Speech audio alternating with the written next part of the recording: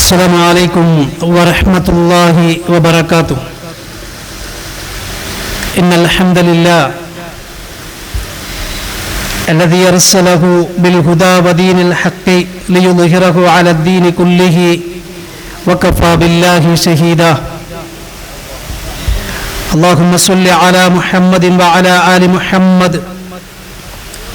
كما صليت على إبراهيم وعلى آل إبراهيم وبارك على محمد وعلى آل محمد كما باركت على إبراهيم وعلى آل إبراهيم إنك حميد مجيد.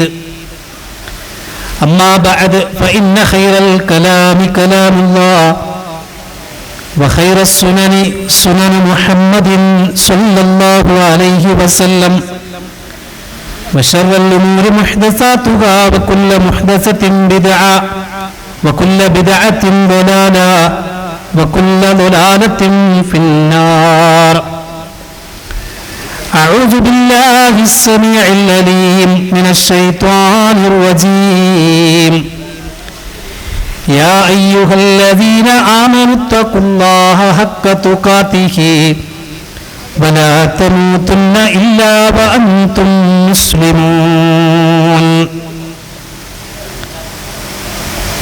വളരെ സ്നേഹം നിറഞ്ഞ സത്യവിശ്വാസികളെ, വിശ്വാസിനികളെ, സഹോദരി സഹോദരങ്ങളെ, സർവാധിനാഥനായ പടച്ച റബ്ബിനെ രഹസ്യത്തിലും പരസ്യത്തിലും ഒരുപോലെ ഭയപ്പെട്ട് മരണം വരെ തഖ്വയോടുകൂടെ ജീവിക്കാൻ പരിശ്രമിക്കണമേ എന്ന് എന്നെയും നിങ്ങളെയും ഓർമ്മപ്പെടുത്തുകയാണ്, വസിയ്യത്ത് ചെയ്യുകയാണ്. അല്ലാഹു സുബ്ഹാനഹു വ തആല അതിനുള്ള മഹാസൗഭാഗ്യം നമുക്കെല്ലാവർക്കും നൽകി അനുഗ്രഹിക്കുമാറാകട്ടെ.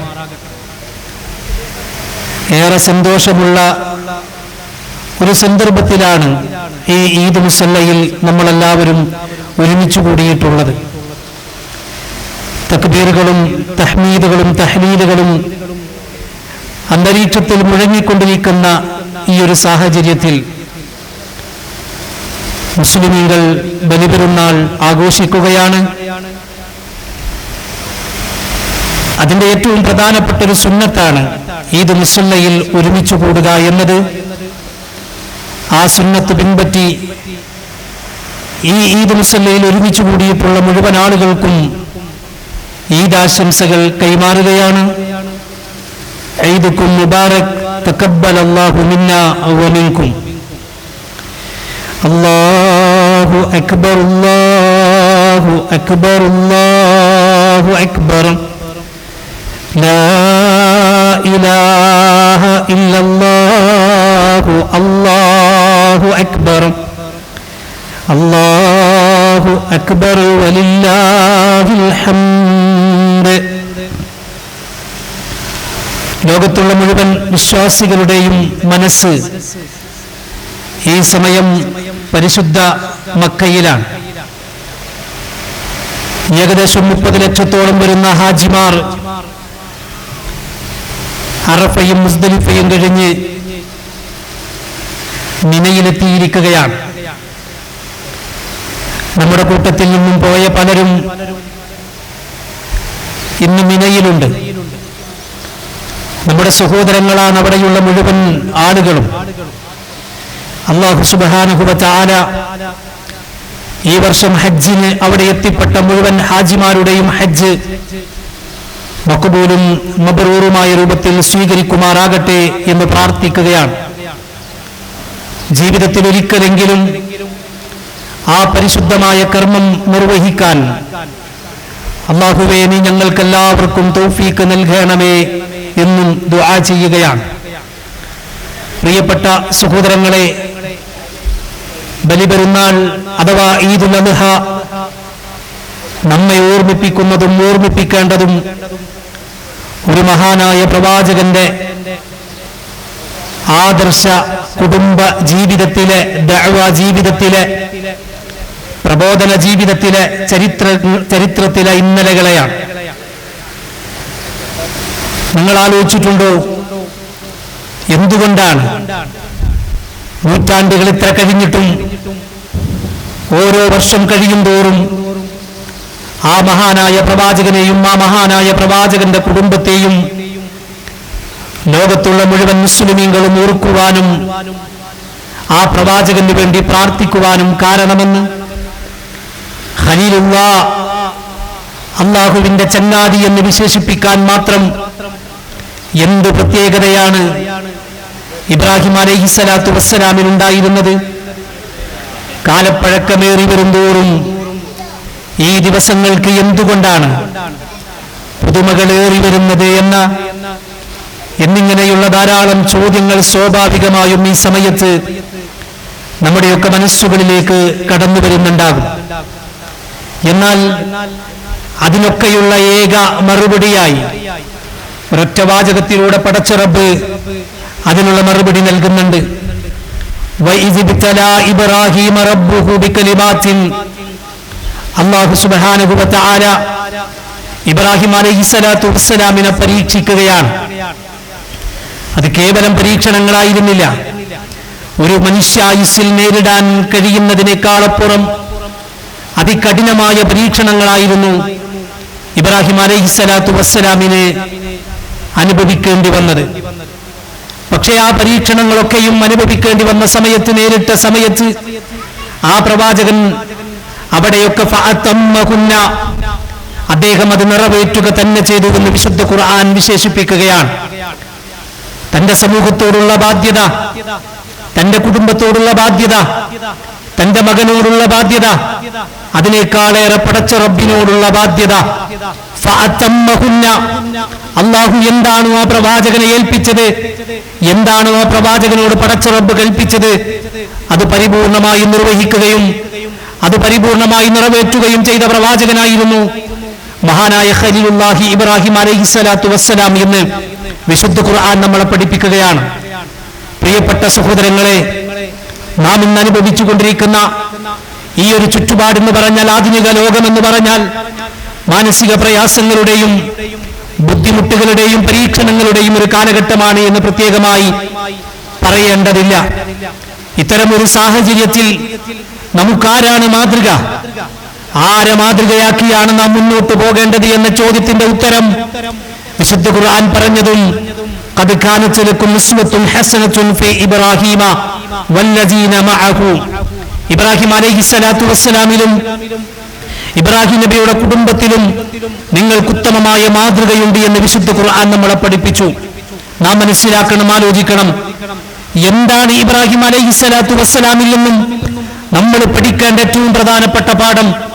എന്താണ് ഇബ്രാഹിം അലൈഹിസ്സലാത്തു വസ്സലാമിന്റെ കുടുംബത്തിൽ നിന്നും നമ്മൾ പഠിക്കേണ്ട ഏറ്റവും പ്രധാനപ്പെട്ട പാഠമെന്ന് ചോദിച്ചാൽ, ഒന്നാമത്തെ ഉത്തരം തവക്കുലായിരുന്നു ഇബ്രാഹിം അലൈഹിസ്സലാത്തു വസ്സലാമിന്റെയും കുടുംബത്തിന്റെയും ഏറ്റവും വലിയ പ്രത്യേകത.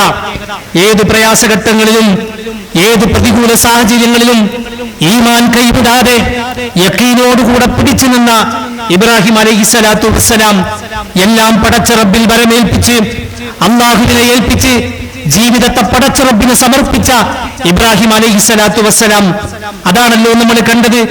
തീയിലേക്കെറിയപ്പെട്ട സന്ദർഭത്തിൽ പോലും ജിബ്രീൽ അലൈഹിസ്സലാത്തു വസ്സലാം ഇബ്രാഹിം നബി അലൈഹിസ്സലാത്തു വസ്സലാമിന്റെ അടുക്കൽ വന്ന് ചോദിക്കുന്ന ഒരു ചോദ്യമുണ്ട്. യാ ഇബ്രാഹിം, ഇബ്രാഹിമേ, എന്തെങ്കിലും സഹായം ആവശ്യമുണ്ടോ? എന്തെങ്കിലും സഹായം താങ്കൾക്ക് ആവശ്യമുണ്ടോ? ആ സമയത്ത് ഇബ്രാഹിം അലൈഹിസ്സലാത്തു വസ്സലാം പറഞ്ഞ ഒരു മറുപടിയുണ്ട്.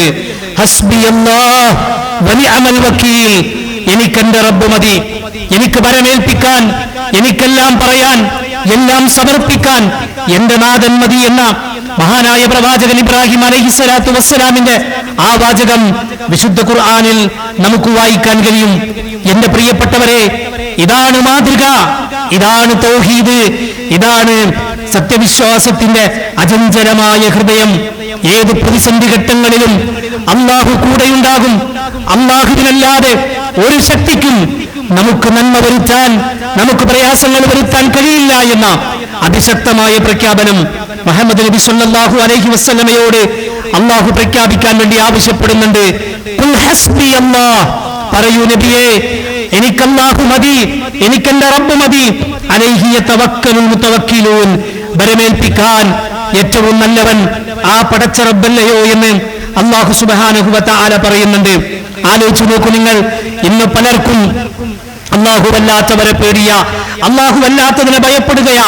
ചില ആളുകൾക്ക് ചില ദിവസങ്ങളെ പേടിയ, ചില ആളുകൾക്ക് ചില സമയങ്ങളെ പേടിയ, എന്തിനേറെ ചില നമ്പറുകളെ പോലും പേടിക്കുന്നവർ സമൂഹത്തിലുണ്ട്. ചൊവ്വാഴ്ച അത് നല്ലതായ കാര്യങ്ങൾക്ക് കഴിയില്ല, അതല്ലെങ്കിൽ ഇന്ന ദിവസം അത് മോശമായ ദിവസമാണ് എന്ന് വിചാരിക്കുന്നവർ, ഇന്ന സമയം അത് യാത്ര പാടില്ല, നല്ല കാര്യങ്ങൾ പാടില്ല എന്ന് വിചാരിക്കുന്നവർ. ഞാൻ പറഞ്ഞല്ലോ, ചില നമ്പറുകളെ പോലും പേടിക്കുന്നവരുണ്ട്. 13 എന്ന നമ്പറിനെ പേടിക്കുന്നവരുണ്ട്. 13 എന്ന നമ്പർ എനിക്ക് വേണ്ട എന്ന് പറയുന്നവരുണ്ട്. ചില ഹോട്ടലുകളിൽ റൂം എടുക്കുമ്പോ 13-ാം നമ്പർ എനിക്ക് വേണ്ട എന്ന് പറയുന്നവരുണ്ട്. എന്തോ 13 എന്ന നമ്പറിനെ ഒരു ദുശ്ശകുനമായി കാണുന്നവരുണ്ട്. അവിടെയാണ് മഹാനായ ഇബ്രാഹിം അലൈഹിസ്സലാത്തു വസ്സലാമിന്റെ മാതൃകയായി സഹോദരങ്ങളെ നമ്മൾ മനസ്സിലാക്കേണ്ടത്. നൂറ്റാണ്ടുകൾക്ക് മുമ്പ് ഇബ്രാഹിം അലൈഹിസ്സലാത്തു വസ്സലാം പറഞ്ഞ ഒരു വാചകമില്ലേ, ഹസ്ബി അല്ലാഹ്, എനിക്ക് എന്റെ റബ്ബ് മതി. ഇല്ല ഒരു ഏലസിനും ഒരു ഐക്കല്ലിനും ഒരു നൂലിനും ഒരു മന്ത്രത്തിനും ഒരു ദുർമന്ത്രവാദത്തിനും അത്തരം കാര്യങ്ങൾക്കൊന്നും എനിക്ക് നന്മകൾ വരുത്താൻ, എന്റെ തിന്മകൾ മായ്ച്ചു കളയാൻ കഴിയില്ല. اللهم لا مانع لما أعطيت ولا معطي لما منعت ولا ينفع ذا الجد منك الجد എന്ന് പ്രഖ്യാപിക്കാൻ അല്ലാഹുവിന്റെ പ്രവാചകൻ സല്ലല്ലാഹു അലൈഹി വസല്ലം നമ്മളോട് പറഞ്ഞിട്ടുണ്ട്. തൗഹീദ് ശക്തമാക്കണം സഹോദരങ്ങളെ. ഒരുപക്ഷേ ഇന്നലെ അറഫ മൈതാനിയിൽ ഒരുമിച്ച് കൂടിയ ലക്ഷക്കണക്കിന് ഹാജിമാരെ സാക്ഷി നിർത്തി മസ്ജിദ് മദീന, മസ്ജിദ് നബവിയിലെ ഇമാം ഡോക്ടർ അബ്ദുറഹ്മാൻ അൽ ഹുദൈഫി ആ ഹാജിമാരോട് പറഞ്ഞ അറഫ ഖുത്ബയിൽ ഒരു വാചകം ഒരുപക്ഷേ നിങ്ങൾ ശ്രദ്ധിച്ചിട്ടുണ്ടാകും. ആ ഖുത്ബയിലെ ആദ്യാവസാനം അദ്ദേഹം പറഞ്ഞതിലെ ഏറ്റവും പ്രധാനപ്പെട്ട പോയിന്റ്, ഹാജിമാരെ, ലോക മുസ്ലിമീങ്ങളെ, മനുഷ്യരെ, നിങ്ങൾ ശിർക്കിനെ ഭയപ്പെടണേ എന്നാണ്. നിങ്ങൾ തൗഹീദിന്റെ മഹത്വം മനസ്സിലാക്കണമേ എന്നാണ്. ഒരിക്കലും ശിർക്കിലേക്ക് നിങ്ങൾ പോകരുത് എന്നാണ്. ശിർക്ക് ചെയ്യുന്നവൻ ആകാശത്തു നിന്നും വീണവനെ പോലെയാണെന്നും പക്ഷികൾ അവനെ റാഞ്ചിയെടുക്കുമെന്നും കാറ്റുകൾ അവനെ വിദൂരമായ സ്ഥലത്തേക്ക് കൊണ്ടുപോകും, വലിയ അപകടത്തിലേക്ക്, അവസാനം നരകമായിരിക്കും അവന്റെ സങ്കേതമെന്ന വിശുദ്ധ ഖുർആനിന്റെ ആയത്തോതിയാണ് ഇമാം ഇന്നലെ അറഫ ഖുത്ബയിൽ പറഞ്ഞത്.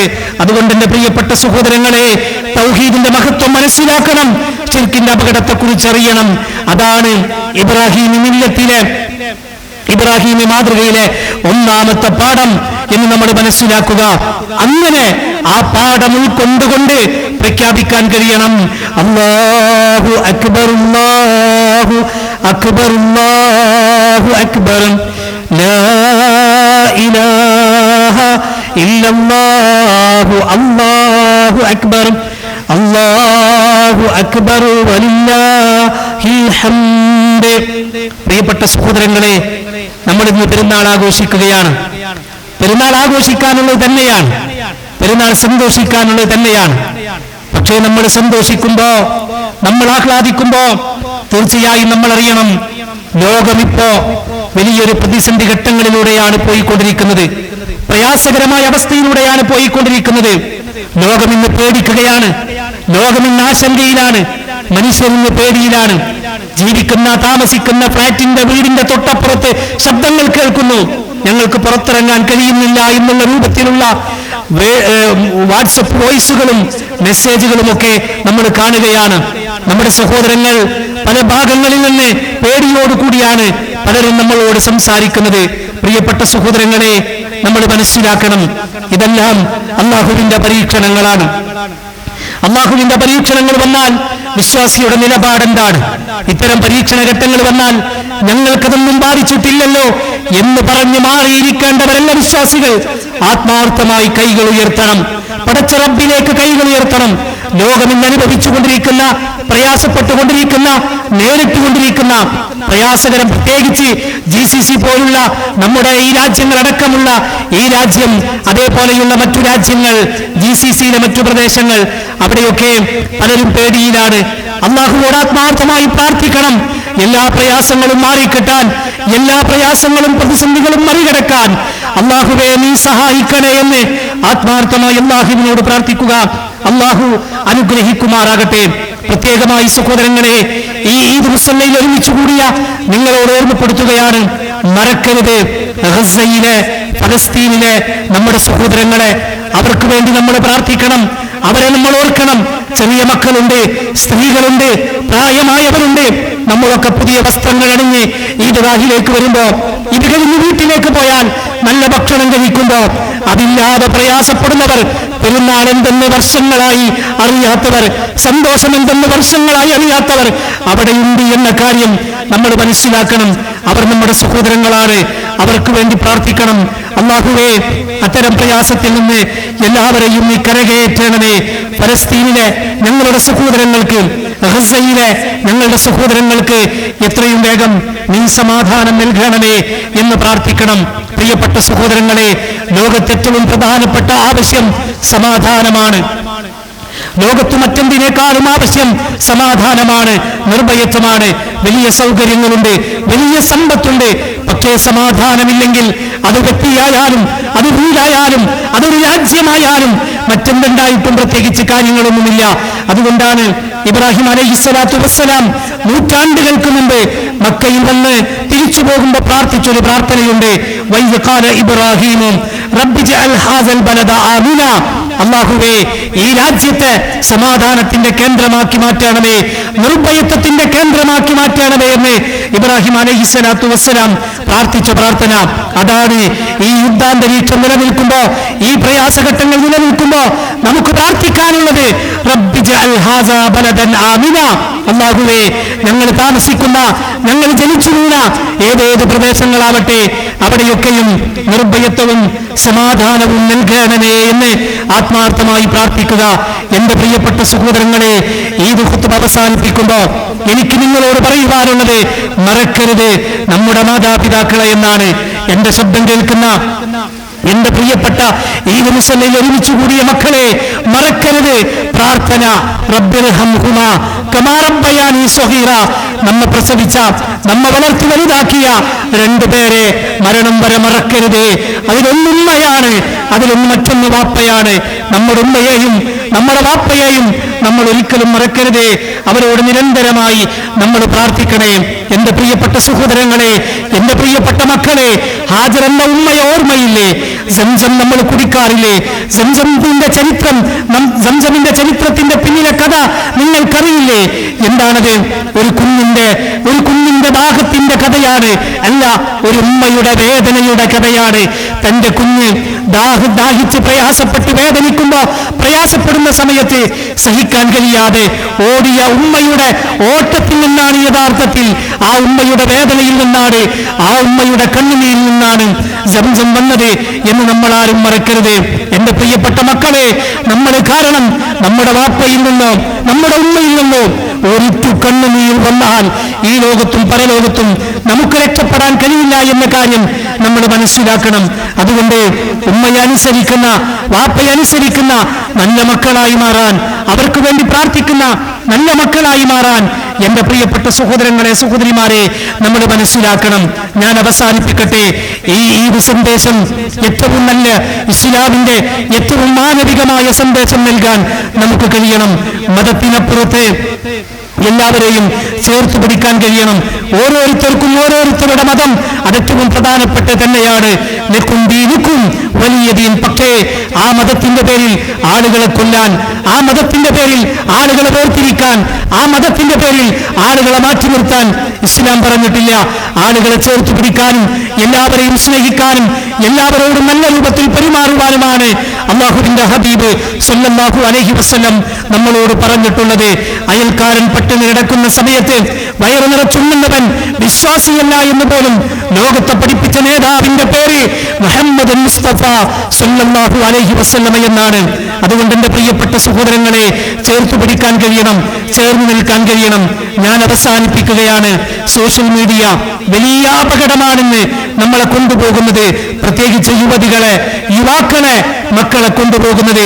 എന്റെ ശബ്ദം കേൾക്കുന്നവരോട് സൂചിപ്പിക്കട്ടെ, ഏത് സോഷ്യൽ മീഡിയയും നമുക്ക് ഉപയോഗിക്കാം, പക്ഷേ അല്ലാഹുവിനെതിരല്ല എന്ന് ഉറപ്പുവരുത്താൻ കഴിയണം. നാം കാണുന്നതും നാം കേൾക്കുന്നതും അല്ലാഹുവിനെതിരല്ല എന്ന് ഉറപ്പുവരുത്താൻ കഴിയണം. അല്ലാഹുവിനെ ഏത് സമയത്തും ഭയപ്പെട്ട് തഖ്വയോടുകൂടെ ജീവിക്കാൻ നമുക്ക് സാധിക്കണം. അല്ലാഹു അനുഗ്രഹിക്കുമാറാകട്ടെ. റഹ്മാനും റഹീമുമായ നാഥനോട് ആത്മാർത്ഥമായി നമ്മൾ പ്രാർത്ഥിക്കുക.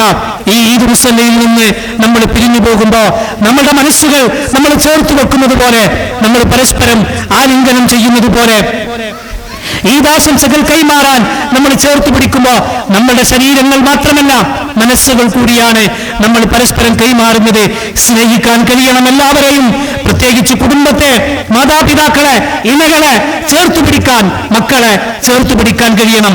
അങ്ങനെ സമൂഹത്തോടൊപ്പം നിന്ന് എല്ലാവരെയും സ്നേഹിച്ച് എല്ലാവരോടും നല്ല രൂപത്തിൽ പെരുമാറി ഏറ്റവും നല്ല മാതൃകയായ ഇബ്രാഹിം മില്ലത്ത് ഉൾക്കൊണ്ടുകൊണ്ട് ജീവിക്കുവാനും അത് സമൂഹത്തിന് മാതൃകയായി മാറുവാനും നമുക്ക് കഴിയണം. ഒരു മാതൃകാ മുസ്ലിമായി നമുക്ക് മാറാൻ കഴിയണം. അല്ലാഹു അനുഗ്രഹിക്കുമാറാകട്ടെ.